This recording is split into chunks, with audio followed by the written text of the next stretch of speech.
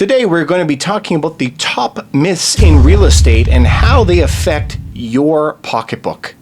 The number one of the rough rules of the different ways of real estate is paying over asking. Does that actually mean that you're overpaying for the property? One of the things that we can always look at is if the property is actually worth $800,000 and it is advertised for $600,000, does it actually mean that you've overpaid it at $750,000?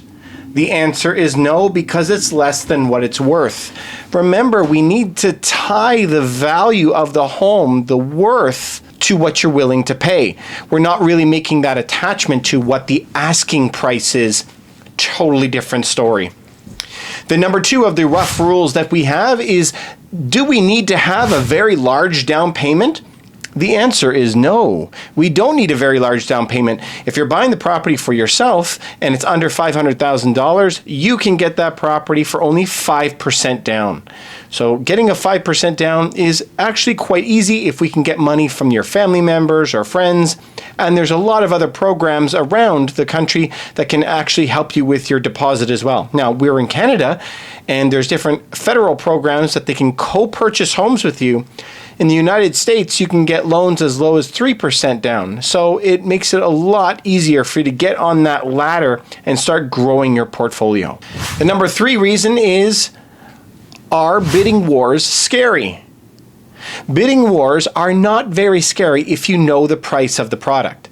Guys, we are doing this every single week. When people are looking for groceries, they'll look at their flyers, and when they're going through it, they'll see milk at $4, and they're going to say, that's too expensive, I'm not going to buy it there today. But when they see it on special somewhere else for $3, they'll buy it. This comes from an intrinsic understanding of the price and the value. The only reason people get afraid of real estate is they're afraid of overpaying because they haven't taken the time to do the real work and find out what the real value of that property is. So with enough homework and enough of your dream team together working with your mortgage broker, with your real estate agent, you can have a really good understanding of what the value of that property is. We live in very strange times. And so in these times, people can advertise their homes for all kinds of bananas prices. We see that prices sometimes are listed at $1, which I actually think is more honest, because that is what the true value of a home might be if it was going to auction. So when people are listing properties at 75% of their value, it makes people feel that they can get this really good deal, and hundreds of people line up down the street to go look at the home, and the price inevitably will settle right at where its value is.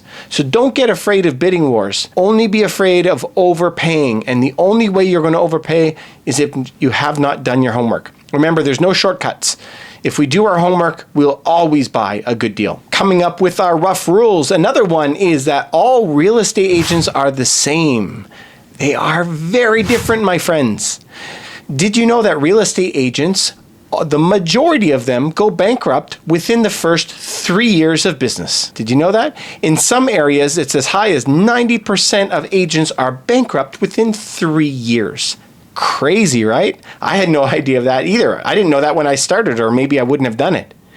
But if you can understand, there's a very big difference between selling agents and buying agents, agents with a lot of experience. There are some agents who are starting off in the field who don't know as much about the industry. They may not know as much about their local area.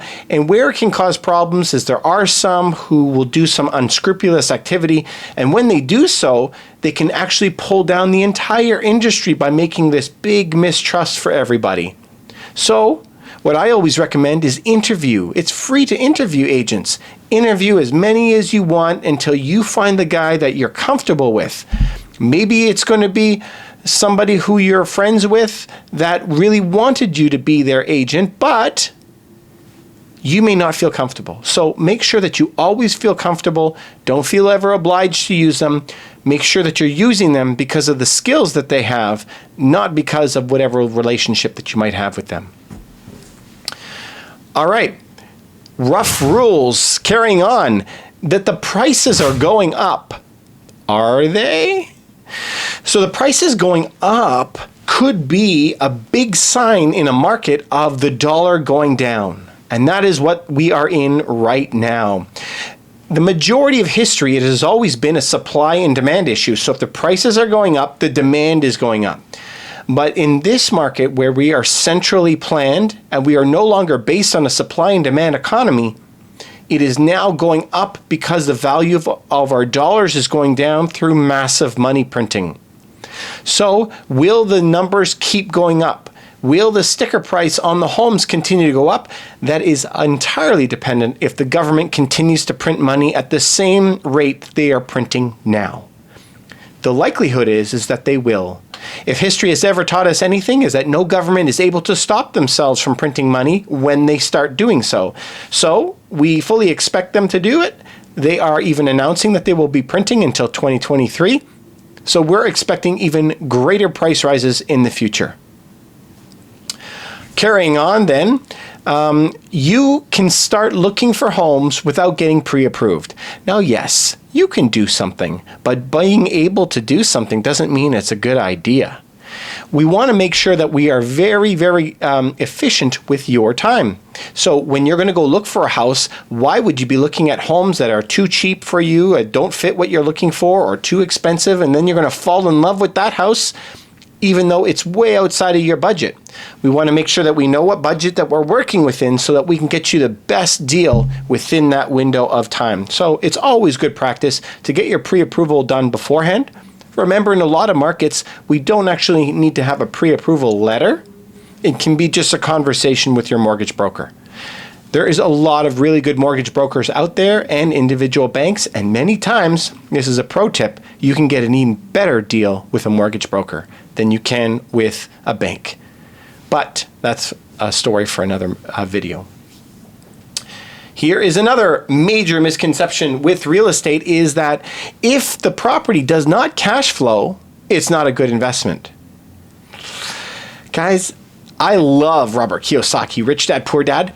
When Rich Dad, Poor Dad came out, I read that book amazing at the beginning. It's amazing and is the first book that you should read.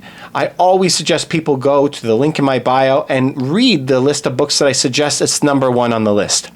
He always talks about cash flow, but we remember we need to diversify as well.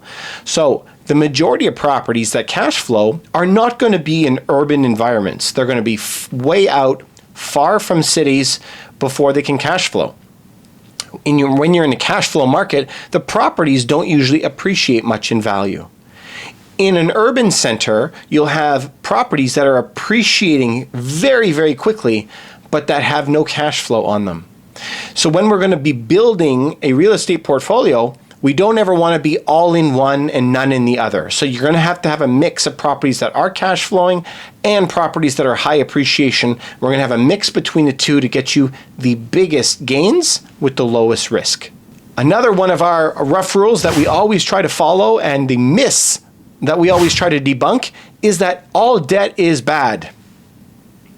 No, all debt is not bad. Consumer debt is bad.